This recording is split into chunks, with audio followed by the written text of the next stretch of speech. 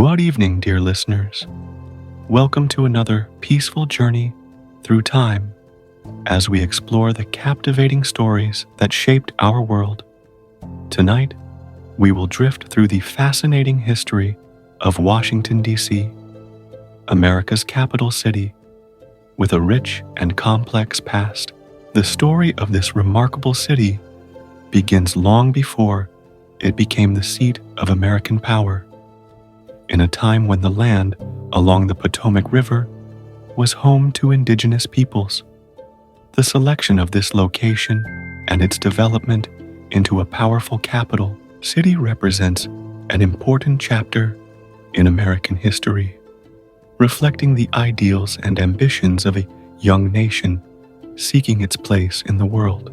As you relax and prepare for sleep, let us wander back through time to understand how this unique city came to be and why its creation was such a significant moment for the United States. The land that would become Washington, D.C. was originally inhabited by Native American tribes, particularly the Nacotchtank, also known as the Anacostans, who lived along the banks of the Potomac River. These first inhabitants established fishing villages and trading networks along the river's edge, taking advantage of the region's natural resources and strategic position.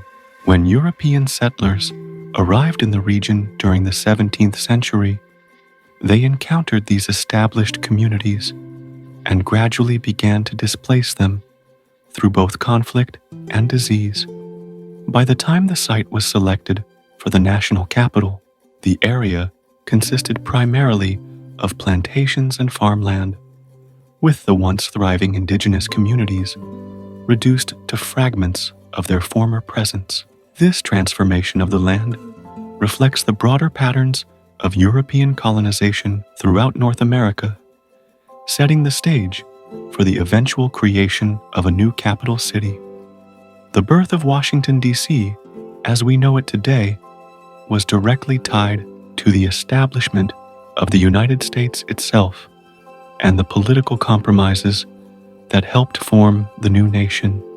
After the American Revolution, the young country initially had no permanent capital, with Congress meeting in various cities, including Philadelphia, New York, and Baltimore.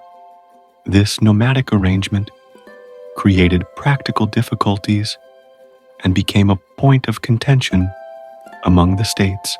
The southern states, led by Thomas Jefferson and James Madison, worried about the economic and political influence of the northern states if the capital remained in places like Philadelphia or New York. Meanwhile, Alexander Hamilton was working to get the federal government to assume the Revolutionary War debts of the states, a plan opposed by many Southerners. These competing interests led to what became known as the Compromise of 1790, a pivotal agreement that would shape the future of American governance. With the location selected, the planning and construction of the new capital city could begin in earnest.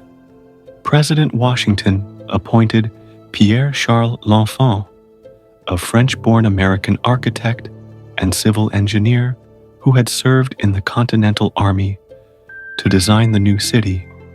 L'Enfant created an ambitious plan featuring grand boulevards, ceremonial spaces, and public buildings positioned to highlight the city's natural landscape.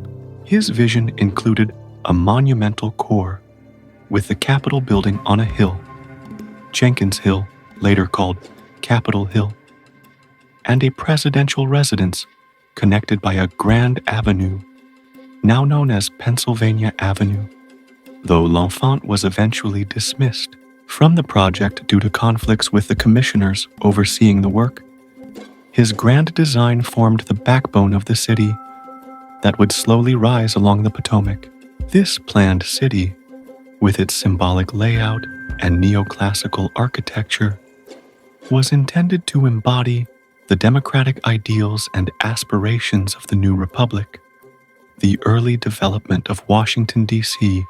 proceeded slowly, with progress often hampered by financial limitations and political uncertainties. Construction began in the 1790s, with the cornerstone of the White House laid in October 1792 and the Capitol's cornerstone placed in September 1793. President John Adams became the first president to occupy the White House in 1800, even though the building was still unfinished and somewhat primitive in its accommodations. That same year, Congress held its first session in the partially completed Capitol building, officially transferring the seat of government to the new Capitol. These early years were challenging for the fledgling city, as it struggled to attract residents and develop the infrastructure needed for a functioning capital. The marshy terrain along the Potomac created health hazards, with malaria and other diseases affecting many of the city's early inhabitants. Despite these difficulties, the symbolic importance of having a purpose-built capital city kept the project moving forward, though at a pace much slower than L'Enfant had envisioned. A devastating setback to the young capital came during the War of 1812, when British forces invaded Washington in August 1814 and set fire to many of the city's most important buildings. The White House, the Capitol, the Library of Congress, and the Navy Yard were all severely damaged in what became known as the Burning of Washington.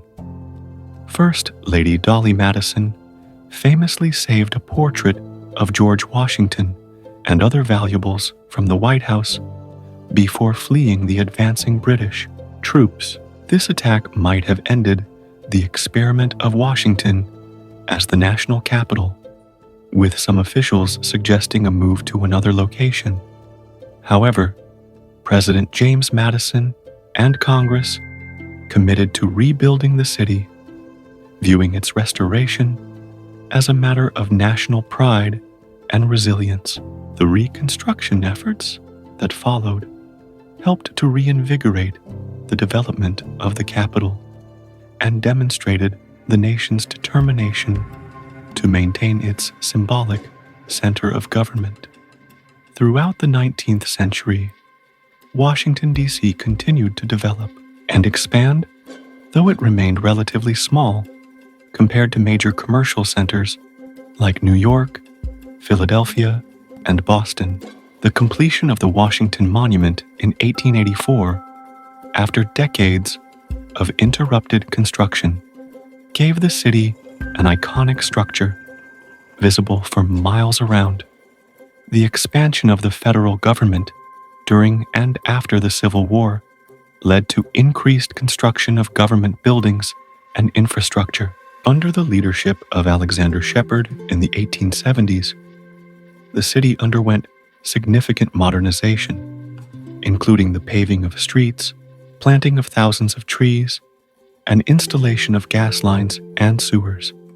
These improvements made Washington more livable, but also displaced many poorer residents, particularly in the predominantly African American neighborhoods that had developed in the city. By the late 19th century, the Macmillan Plan sought to restore and expand upon L'Enfant's original vision, creating the National Mall as we know it today and establishing new monumental spaces throughout the city. An important aspect of Washington's history that is often overlooked is the experience of its local residents, particularly the African American community that has long formed a significant portion of the city's population. By the early 20th century, Washington had developed a thriving black middle class and cultural scene centered in neighborhoods like Shaw, and U Street, which became known as Black Broadway. Duke Ellington, one of America's greatest jazz composers, was born and raised in Washington, exemplifying the rich cultural contributions of the city's African American residents.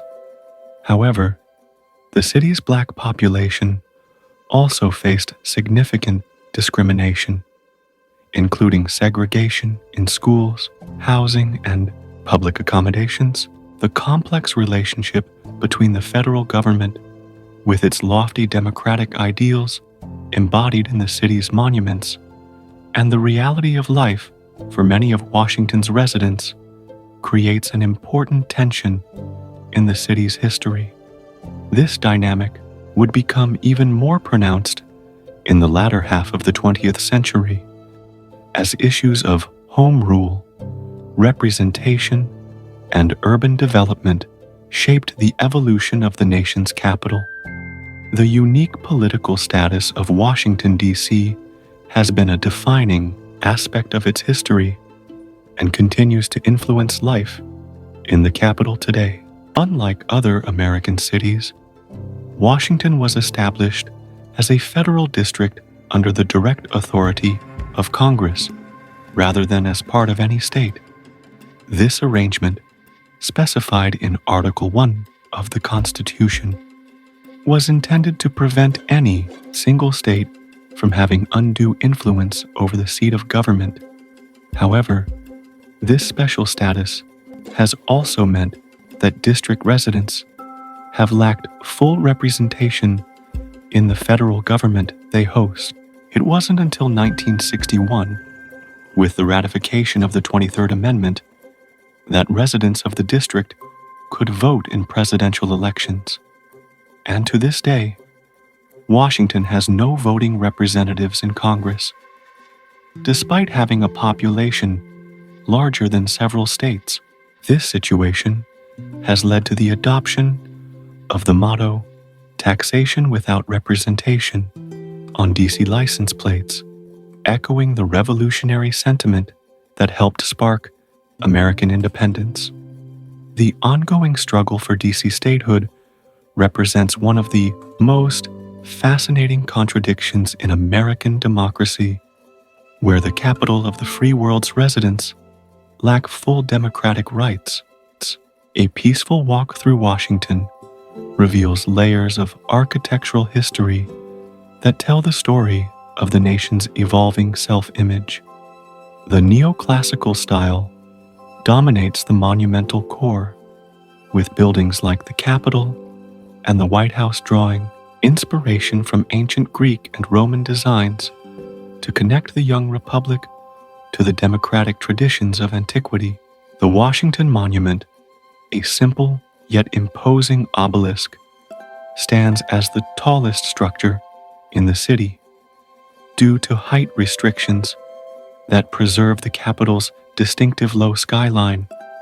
The Jefferson Memorial, completed in 1943, exemplifies the Beaux-Arts influence that shaped much of the city's early 20th century development.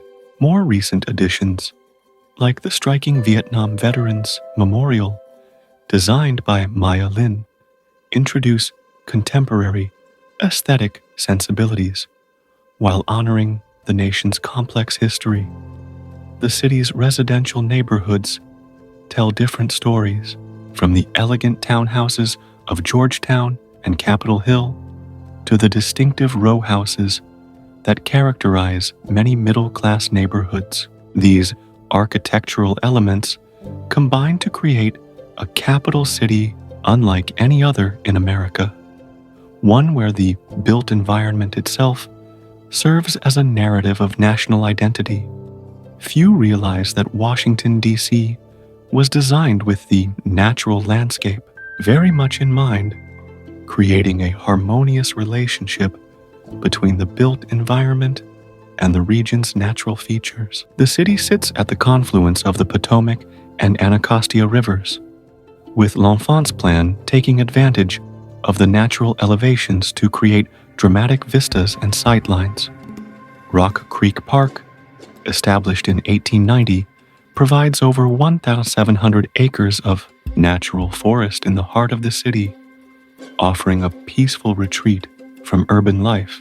The famous cherry trees around the tidal basin, gifted by Japan in 1912, have become an iconic element of the city's landscape, drawing thousands of visitors each spring for the Cherry Blossom Festival. The mall itself functions as a vast urban park, providing open green space in the center of the capital.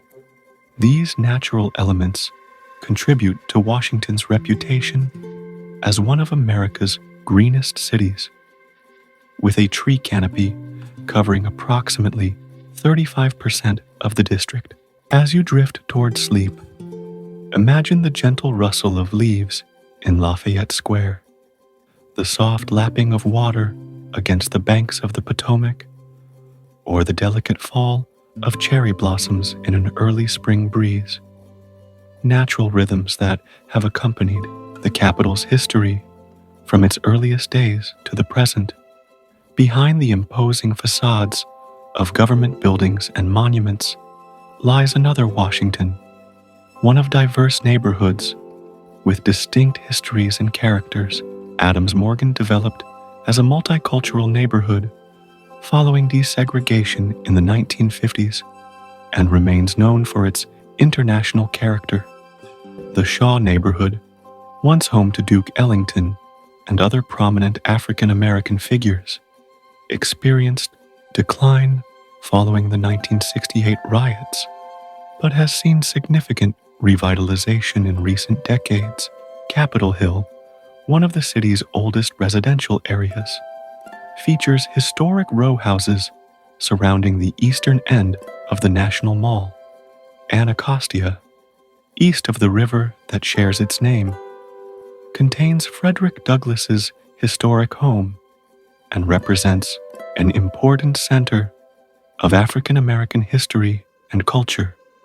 Georgetown, older than the capital itself, evolved from a tobacco port into one of the city's most upscale neighborhoods. These communities, along with dozens of others, form a rich urban tapestry that exists alongside, but distinct from, the federal city seen in postcards and news broadcasts. The rhythm of daily life in these neighborhoods, morning coffee at local cafes, children playing in community parks, conversations on front stoops on warm summer evenings, represents the authentic pulse of Washington beyond its monumental presence in American political life. The relationship between Washington, D.C. and the federal government it hosts has undergone significant changes throughout the city's history. For much of its existence, the district was governed directly by Congress, with local residents having little say in their own affairs. This arrangement created tensions, particularly as the city's population grew more diverse while Congress remained predominantly white. The civil rights movement and urban uprisings of the 1960s brought these contradictions into sharp focus.